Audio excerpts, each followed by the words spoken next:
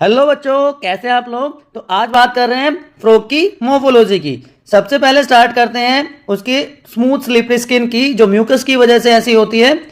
अगर बॉडी पर कलर्स की बात करें तो डोर्सल साइड में ओलिव ग्रीन, बट नीचे वेंट्रल साइड में पेल येलो कलर की होती है।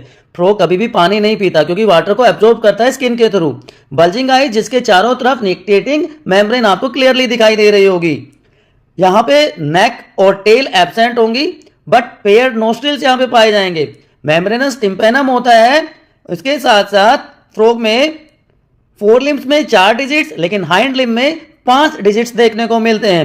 And lastly frog web feet वाला ऑर्गेनिज्म है जो स्विमिंग में हेल्प करते हैं। क्लासिफिकेशन में सबसे पहले हम बात करते हैं इंडियन बुल फ्रॉग की, जिसको राना टिग्रीना आप लोग कहते हैं। Class amphibia, super class Tetrapoda, phylum Chordata, super phylum vertebrata and kingdom Animalia. General features में, क्योंकि दे आर एम्फीबियंस, तो फ्रेश वाटर और लैंड दोनों में सर्वाइव करते हैं।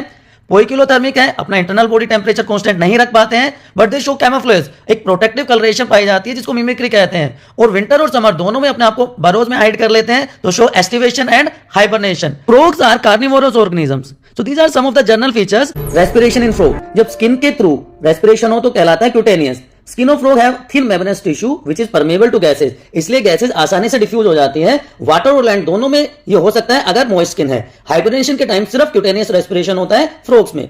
पल्मोनरी रेस्पिरेशन होता है लंग्स की हेल्प से। इनहेलेशन के समय floor of mouth is lowered, जिससे एयर बक्कल कैविटी में पहुंच जाती है नोस्ट्रिल की हेल्प से।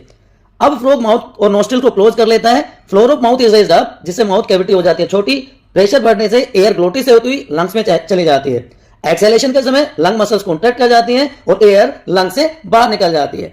बक्कोफेरिंजियल कैविटी भी रेस्पिरेशन में हेल्प करती है। लाइनिंग ऑफ माउथ भी रेस्पिरेशन में मदद करती है। जब पल्मोनरी रेस्पिरेशन होता है तो लंग से कुछ ऑक्सीजन एब्जॉर्ब करके CO2 को बाहर निकाल देती है, जिसमें एलिमेंट्री कैनाल और डाइजेस्टिव ग्लैंड्स प्रेजेंट होते हैं। बेटा फ्रॉग की एलिमेंट्री कैनाल होती है छोटी, क्योंकि ये है कार्निवोरस, तो इंटेस्टाइन रिड्यूस हो जाती है। तो एलिमेंट्री कैनाल में फूड माउथ में एंटर करके बकल कैविटी में होता हुआ इसोफेगस तक पहुंचता है और वहां से पास हो जाता है स्टमक को, और जो कि ओपन होता है इंटेस्टाइन में, और रेक्टम ओपन हो जाता है क्लोएका में।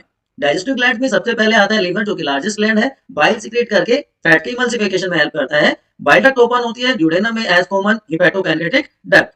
पैनक्रियाज के आउटर पार्ट में लोब्यूल्स होती हैं जो पैनक्रियाटिक जूस सीक्रेट करती हैं, जिसमें इनर पार्ट में islet of Langerhans insulin hormone की सीक्रेशन करती है। गैस्ट्रिक ग्लैंड में मेनली 2 टाइप की सेल्स होती हैं, पेप्टिक सेल्स जो कि पेप्सिनोजन प्रोएंजाइम सीक्रेट करती हैं, और ऑक्जेंटिक सेल्स जो HCl की सीक्रेशन में हेल्प करेंगी। ओवरऑल व्यू अगर हम देखें, जो बाइल आई गॉल ब्लैडर में स्टोर हुई और सिस्टिक डक्ट की हेल्प से वो पहुंच जाती है इंटेस्टाइन में। इसी तरह पेनक्रियाज से पेनक्रियाटिक डक्ट पेनक्रियाटिक जूस को लेके आती है इंटेस्टाइन में, वहां पे डाइजेशन हो जाता है। एब्जॉर्प्शन विलाई और माइक्रोविलाई की हेल्प से हो जाता है फ्रॉग के सर्कुलेटरी सिस्टम की, जिसमें वेस्कुलर और लिम्फेटिक सिस्टम दोनों आते हैं। ब्लड वेस्कुलर सिस्टम स्टार्ट होता है हार्ट से, जो कि क्लोज होता है, जिसमें डबल सर्कुलेशन देखने को मिलता है। इसके अलावा ब्लड और ब्लड वेसल्स भी अवेलेबल होती हैं। ब्लड में आरबीसी WBC प्लेटलेट्स बिल्कुल ह्यूमन बीइंग की तरह मिलती है, लेकिन आरबीसी ओवल या बाइकॉन्वेक्स होती है और न्यूक्लिएटेड होती है। 3 चैम्बर्ड हार्ट, जिसमें 2 ऑरिकल और एक वेंट्रिकल आपको यहाँ पे दिख रहे हैं। साइनस, वेनोसस और कोनस आर्टरियोसस 2 एसएससी स्ट्रक्चर्स जो सर्कुलेशन में हेल्प करती हैं। मायोजेनिक हार्ट है, जहाँ पे साइनस वेनोसस से कॉन्ट्रैक्शन वेव स्टार्ट होती है।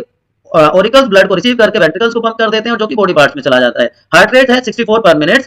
ब्लड वेसल्स, आर्टरीज, वेन्स और कैपिलरीज बिल्कुल ह्यूमन बीइंग्स की तरह होती है। सिस्टम में जो ब्लड का फ्लो है कैपिलरी से होता हुआ लिम्फ साइनसेस में, और वहां से लिम्फेटिक हार्ट के थ्रू वेन्स में पहुंच जाता है। Spleen is known as blood bank, क्योंकि यहाँ पे ब्लड स्टोर होता है, और ये अडल्ट्स में भी आरबीसी और WBC की प्रोडक्शन में हेल्प करता है। This is a comparison of cardiovascular and lymphatic system. Start करते हैं सेंट्रल नर्वस सिस्टम से, जिसमें ब्रेन और स्पाइनल कोर्ड। ये ब्रेन एनक्लोज होता है एक हार्ट बोनी स्ट्रक्चर में, जिसको हम कह देते हैं क्रेनियम। इसको 3 पार्ट में डिवाइड किया जाता है, फोर ब्रेन, मिड ब्रेन और हाइंड ब्रेन, जैसा कि आप देख पा रहे होंगे यहाँ पर। Medulla oblongata passes through foramen magnum, और वो कंटिन्यू कर जाता है स्पाइनल कोर्ड के साथ, एक डायरेक्ट कनेक्शन बन जाता है स्पाइनल कोर्ड के साथ। पेरिफेरल नर्वस सिस्टम में क्रैनियल और स्पाइनल नर्व्स आती हैं, जो कि 10 पेयर प्रेजेंट होते हैं, लेकिन रेना टिग्रेना में सिर्फ 9 pairs of spinal nerves are present होंगे। जो ब्रेन से राइज होती हैं, they are known as cranial nerves, और जो स्पाइनल कोर्ड से डेवलप होंगी, they are known as spinal nerves. And lastly हम बात करते हैं ऑटोनोमिक नर्वस सिस्टम की, जो बनता है सिंपैथेटिक और पैरासिम्पैथेटिक पार्ट से। दोनों पार्ट एंटागोनिस्टिकली काम करते हैं। एंटागोनिस्टिक का मतलब है इक्वल बट अपोजिट, और इसकी फंक्शनिंग को कंट्रोल करता है डायेंसिफेलोन। वो आपको चीजें समझ आई होंगी।